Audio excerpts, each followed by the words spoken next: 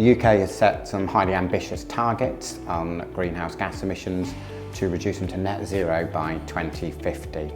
At the moment, we can see that those targets are not really, or we don't necessarily have the detail that we need to understand how they'll be delivered. So therefore, we've produced a report which relies on the latest evidence to show how much we would need to reduce our energy demand, how we'd need to decarbonise the grid to reduce our reliance on fossil fuels, and how much are we going to rely on different carbon removal technologies. This will provide the clarity that we need to understand how we will achieve this ambitious goal.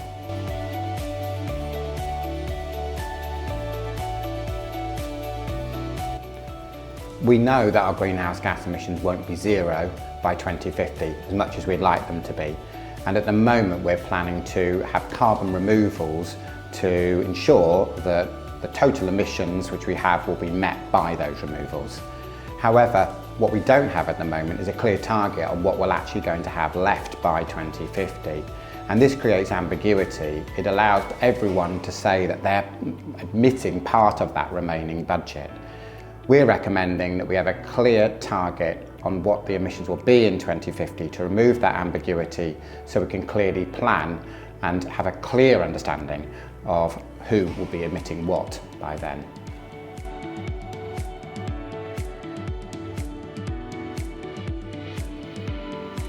The UK is committed to achieve net zero by 2050, and we do know that we're still going to be emitting some level of emissions at that point. Therefore, to meet the net zero target, we're going to have to remove some carbon dioxide emissions through either using engineered removal technologies or nature-based solutions. However, we don't have a clear target on how much we are intending to remove, and this needs considerable planning in advance. Therefore, we propose that we have a target for carbon removals by 2050.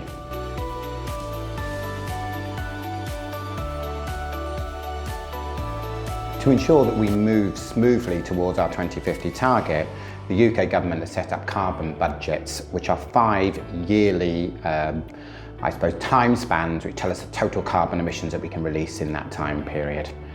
Within the legislation, the Climate Change Act, you're allowed to pass over any of the emissions that you don't use in one budget over to the next one. However, this doesn't ensure a smooth transition towards the goal.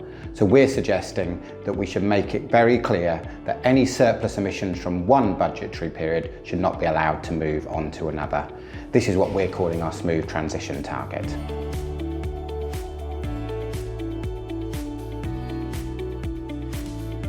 We know that it's going to be extremely difficult for the UK to achieve its net zero target by 2050 without substantial reductions in the amount of energy that we're using.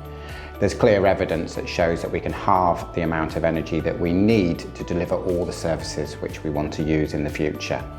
Therefore, we're recommending that the government adopts an energy demand reduction target by 2050.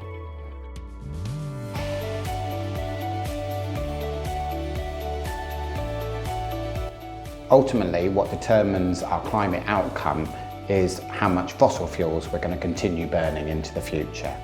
Therefore, we're recommending that the UK government has a target on when we are going to be fossil fuel free.